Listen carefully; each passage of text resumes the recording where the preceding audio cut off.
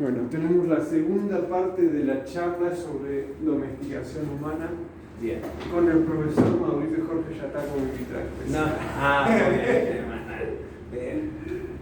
Ulises Valenzuela está presentando. Dale. Bueno. Hablamos de cómo, la vez anterior, de cómo a través de los distintos partes de la civilización se domesticaban los instintos humanos para volverlos más amenos a la dominación a partir de las instituciones. Pero lo que dijimos que estaba fijo era el ADN, que fue lo que evolucionó cuando, a través de los millones de años que la especie humana adquirió su constitución biológica a partir de tribus, que las tribus tienen relaciones dinámicas, mayormente horizontales, porque no hay una desigualdad suficientemente grande biológica entre los hombres como para que uno tenga una dominancia demasiado potente. Y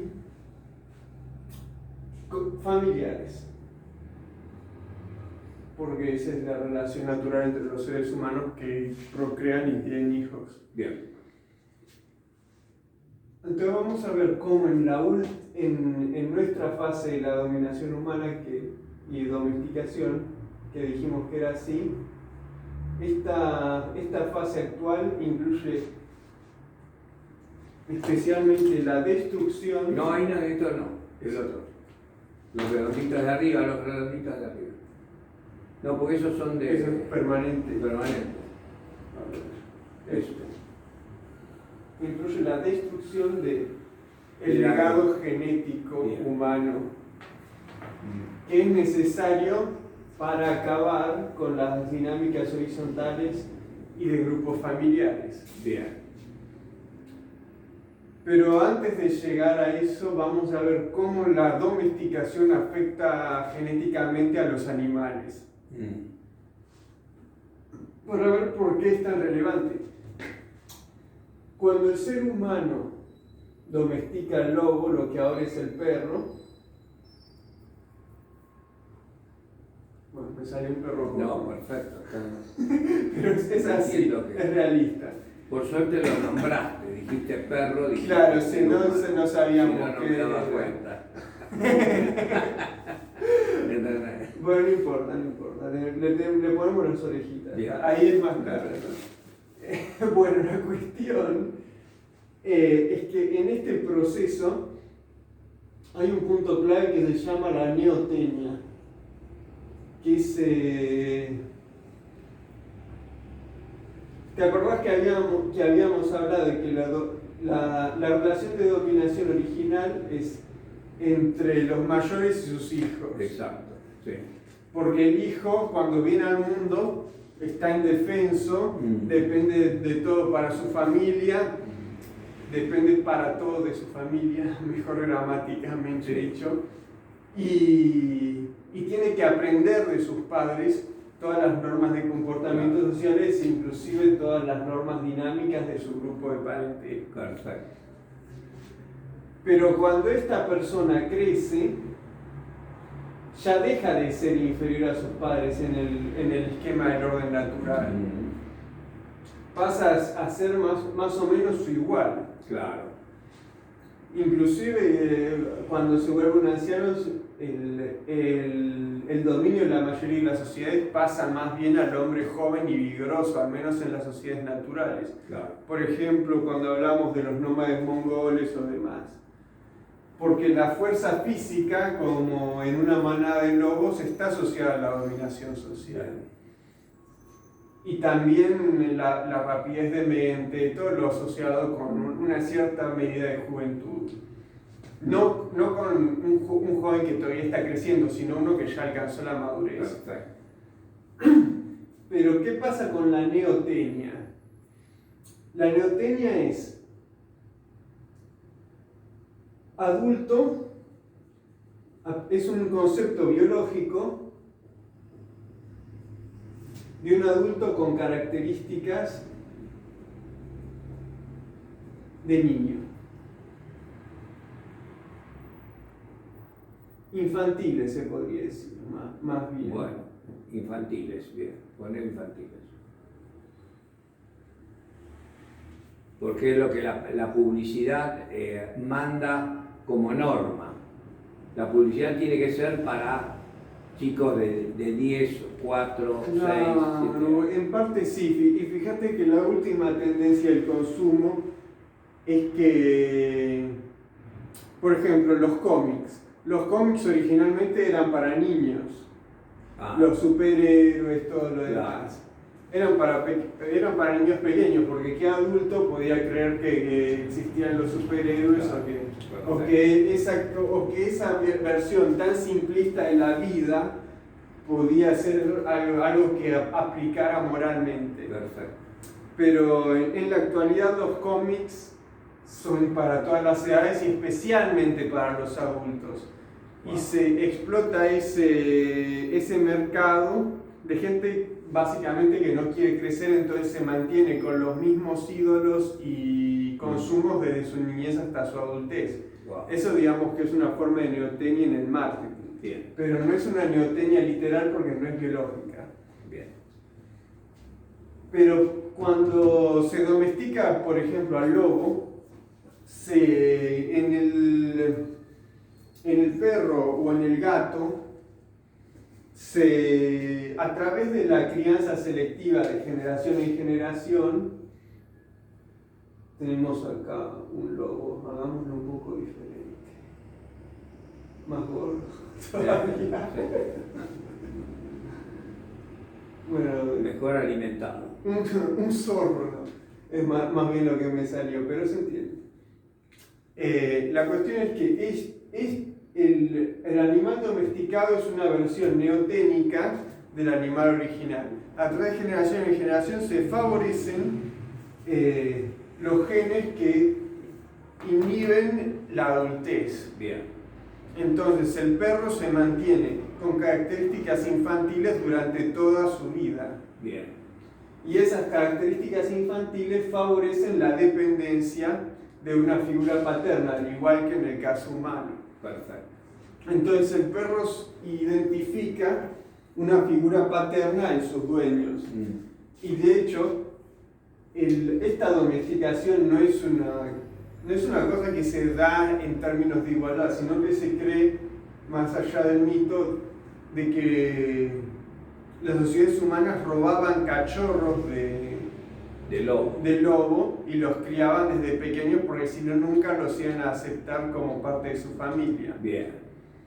Entonces desde el principio fue que el humano sustituyó la figura paterna del lobo Bien. para poder domesticarlo. Y tras muchas cámaras de crianza selectiva se generó el tipo de especie que hay ahora.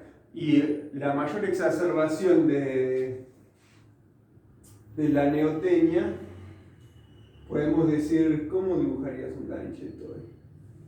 ¿Un qué? Un caniche toy. Claro, bueno, sí, caniche. Los que son con un pompón chiquitito. Bien, bien. Tienen una cara plana, etc. Claro. Viste, los cachorros tienen cara más plana, después el hocico se va desarrollando, por eso el lobo tiene un hocico tan largo. Claro. Cuanto más neoténico es el animal, más dependiente, menos desarrolla capacidad de supervivencia. Y más tiene cara, hay muchas veces que muchos dueños de mascotas que tienen la cara del perro y el perro tiene la cara del perro. Sí. Ellos copian las expresiones de los dueños. Eso es lo que digo. Eso pasa porque, ¿sabes la diferencia más principal? Una de las diferencias principales que se encuentra entre el perro y el lobo es que el lobo no identifica la cara humana. Mirá. O sea, sí. le pones la cara humana y es para él nada, no existe. Claro. En cambio, inclusive en el scan del cerebro, sí, las áreas que se activan. En cambio, un perro, cuando ve la cara de otro perro y cuando ve la cara del humano, identifica las dos.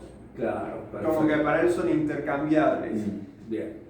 Pero el lobo no tuvo ese condicionamiento, entonces para el humano es solo otro animal, no es un igual social suyo. Bien. Pero bueno, ¿qué sucede con esto? Al volver un animal neoténico se suprimen parte de sus instintos, especialmente el instinto de independencia, que también los humanos tenemos. Por eso existe en muchas culturas la cuestión de la rebeldía adolescente, no es una invención moderna, sino que es un mecanismo mediante el cual se alienta que los hijos se vuelvan independientes de los padres, es un mecanismo de crecimiento. Bien. Porque también es un movimiento hormonal y un movimiento en el desarrollo neurológico de la persona donde puede forjar sus propios valores y dejar de ser completamente dependiente de los padres. Perfecto. En un contexto neoténico eso no se da, está hormonalmente suprimido inclusive. ¿Por qué es esto tan entendido como independencia, que no es lo mismo que libertad?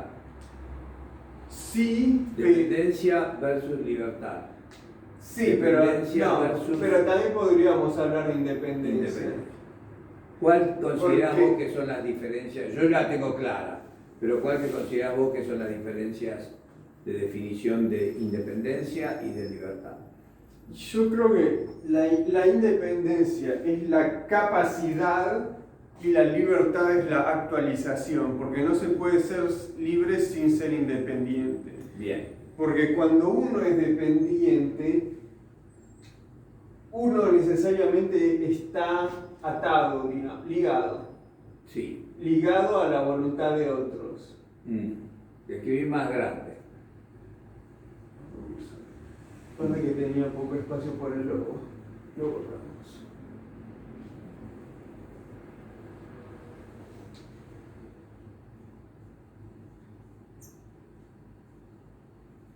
Ligado a una voluntad externa. ¿Por qué? Porque la persona dependiente o el animal dependiente no tiene los medios para asegurar su propia subsistencia material, inclusive. Bien. Cuando el lobo se vuelve neoténico y cuando crece en un lugar de humanos, nunca aprende a cazar como un lobo, porque eso es algo que tienen que aprender sus padres y luego rebelarse de sus padres.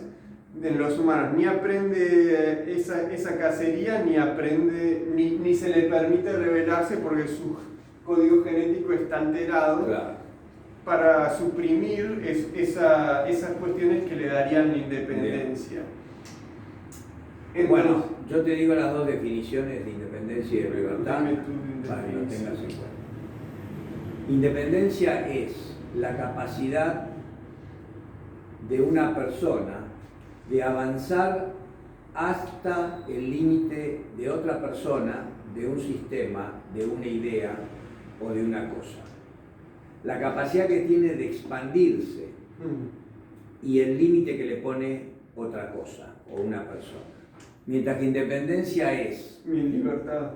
No, mientras que la libertad es la impresión o expresión, quiere decir lo que absorbe o lo que entrega, del proceso creativo productivo del ser humano sin el condicionamiento del miedo. Es decir, la independencia es la expansión que tiene el ser humano hasta que se encuentra con algo, mientras que libertad es todo lo que está condicionado al miedo. Cuando digo de libertad estoy hablando de la acción del pensamiento, de la acción de la palabra y de la acción física. Si vos operás con miedo, es restricción de la libertad. Bueno, por eso los estados funcionan y los gobiernos funcionan, primero operando en un nivel y después en el otro, generando otro nivel y otro. Es decir, que van condicionando los márgenes de avance que tiene uno físicamente y el otro con respecto al miedo. Bueno, eso también aplica, porque fíjate que al comienzo, estos digamos que son... Los umbrales, van manejando los umbrales. Sí, pero mira, al principio tenés así, un perro domesticado Sí.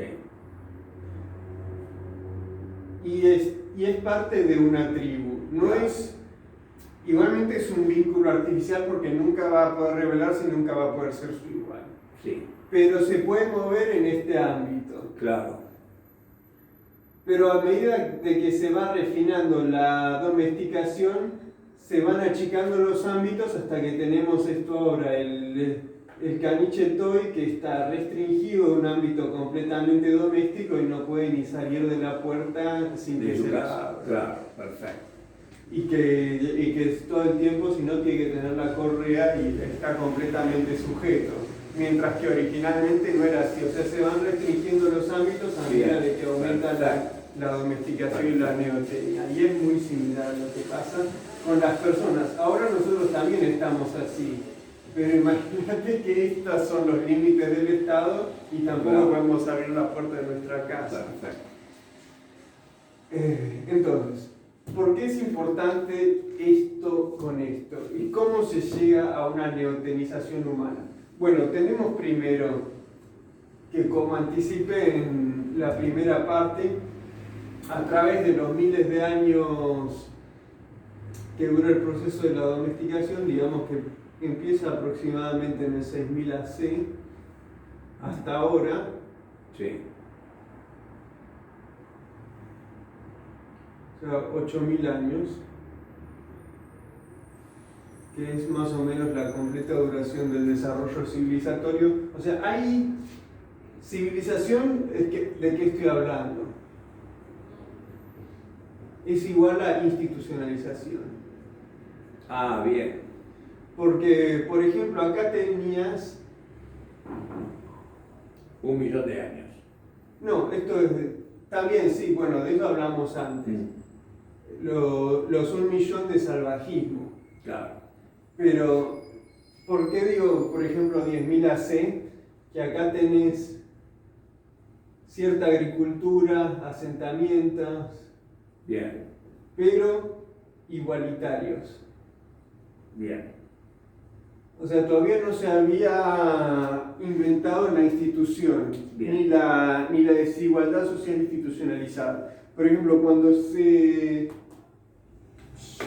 investigan las ruinas de esta época, los primeros asentamientos permanentes, lo que hoy llamaríamos ciudades, que están en Turquía, no tienen la estructura de, por ejemplo, las ciudades babilonias o egipcias, sino que son una serie de casas y que son todas iguales.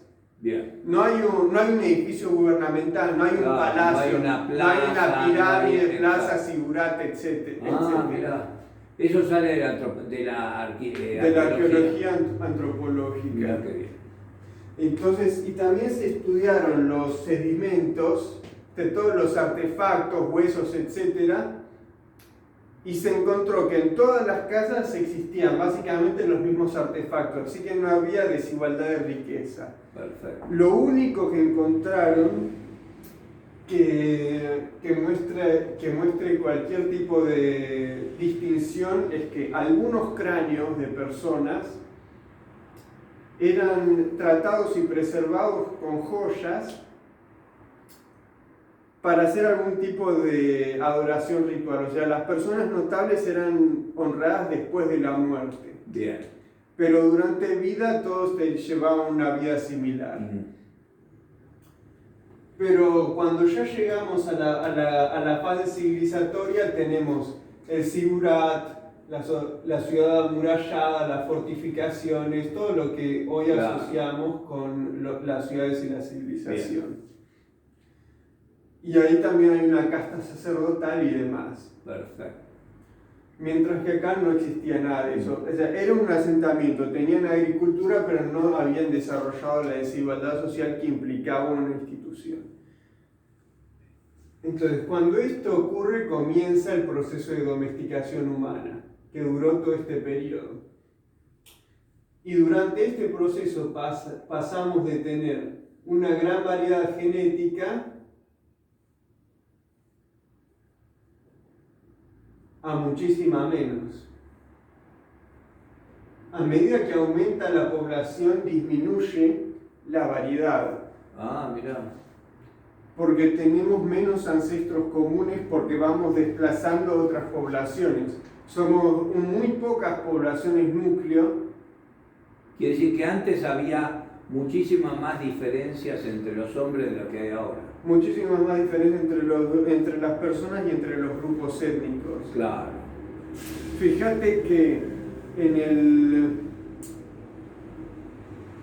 el momento y también entre las culturas, en el momento de la colonización europea, en América había miles de culturas, cada una tenía sus propios ritos, sus propias normas sociales, etc. Y luego tenemos más o menos una monocultura. Acá vas al Nike y vas a Nueva York, 6.000 kilómetros y es otro Nike. Tenés un Greenita, ya tenés un Greenita. Tenés un Starbucks, ya tenés un Starbucks. O sea, tenemos las mismas normas sociales, básicamente. Quiere decir que económicamente seguimos el mismo desarrollo que la biología. Sí, básicamente. Porque esto aparte... No, eso es muy importante. Quiere decir que no es un modelo pensado, sino que es un modelo que tiene una profundidad que viene de miles de años. Y fíjate que sí, o sea, en realidad surge en cierto modo de manera natural cuando se supone que biológicamente que un esquema es dominante, tiene una tendencia a desplazar otros esquemas. Lo que pasa es que la biología también pone límites a este desplazamiento. Bien. Por ejemplo, los virus, vamos a ver si dibujando virus soy un poco mejor que dibujando perros.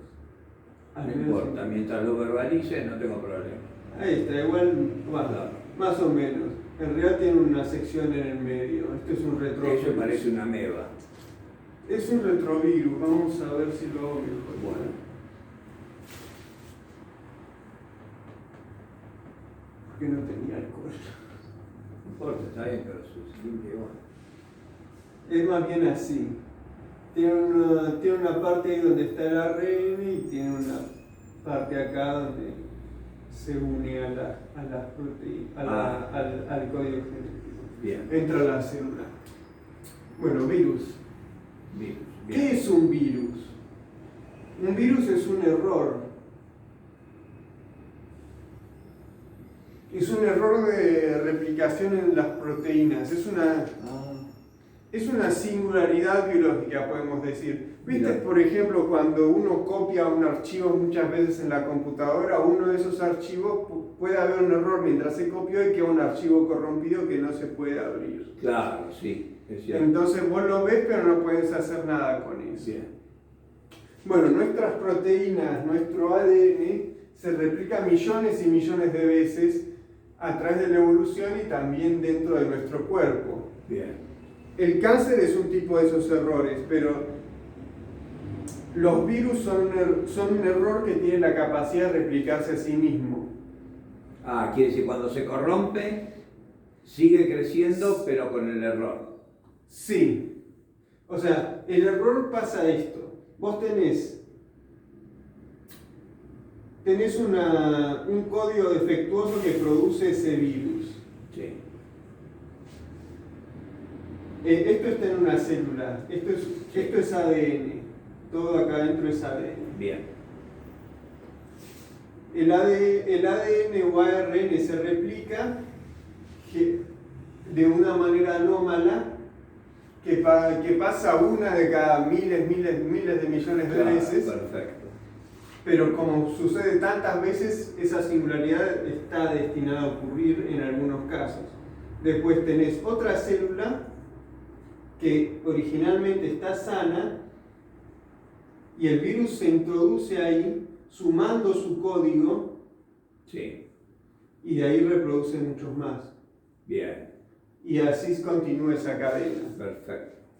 Pero el virus no es celular, no tiene un legado evolutivo como nosotros. O sea, todos los seres vivos, desde la ameba al perro, al humano, al árbol, la banana, todos comparten ancestros en común. El virus no. Quiere decir que tenés una potencia ancestral que se produce a través de la ¿cómo se dice? De los anticuerpos, que es mucho más poderosa que el virus. en realidad. Siempre le va a ganar esa construcción genética y Normalmente, biológica al virus, que es un defecto. la mayoría de las veces sí, pero escuchar la excepción. A ver. O sea, el virus es, el error suele ser, o sea, el virus que pasa acá entre error y error, y la célula anómala es identificada y atacada por nuestras células inmunes. Exacto.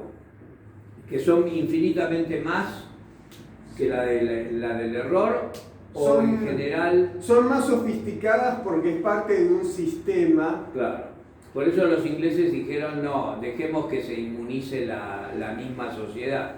Son más sofisticadas porque fíjate que como el ser humano y el resto de las formas de vida tuvieron que sobrevivir a los virus a través de miles de millones de años. Claro. Entonces evolucionaron una respuesta inmune porque aquellas formas de vida que no la tenían se extinguieron. Perfecto. Entonces a través de esos millones de años fueron filtradas todas esas formas de vida que no tenían forma de defensa. Pero ¿qué pasa en la civilización? Tenemos por primera vez en la historia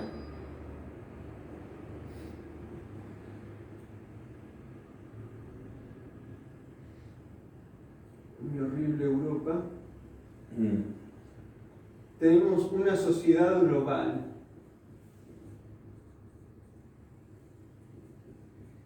¿Qué pasaba cuando una población humana, teníamos una población humana en África, Sí. y una tribu ocurrió un virus, digamos, o se contagiaba de algún animal? Entonces venía el sistema inmune y lo destruía. Y ese virus dejaba de existir. Claro. Desaparece del legado genético humano. Pero cuando tenés interconectado, exacto, cuando tenés esto todo así, cuando aparece el virus acá, enseguida ya lo tenés en todo el mundo. Claro. Y cuando lo erradicás de acá, ya pasó suficiente tiempo en otra parte del mundo que te viene una versión diferenciada que tu sistema inmune tiene que adaptarse de nuevo. Claro. Y después te viene otra, y después te viene otra, Seguro. y después te viene otra. Por eso se vienen repitiendo ahora pandemias a ciclos más cortos. Exacto. Cuanto más conectado está la sociedad global, más fácil es que un incidente aislado pueda contagiar a todo el mundo. Y para eso no nos preparó la biología. Porque, como dije, evolucionamos durante millones y millones de años para tener grupos pequeños humanos. Perfecto. Y dispersos en el espacio. Bien. No súper concentrados, como acá tenemos una ciudad de 13 millones, el área metropolitana.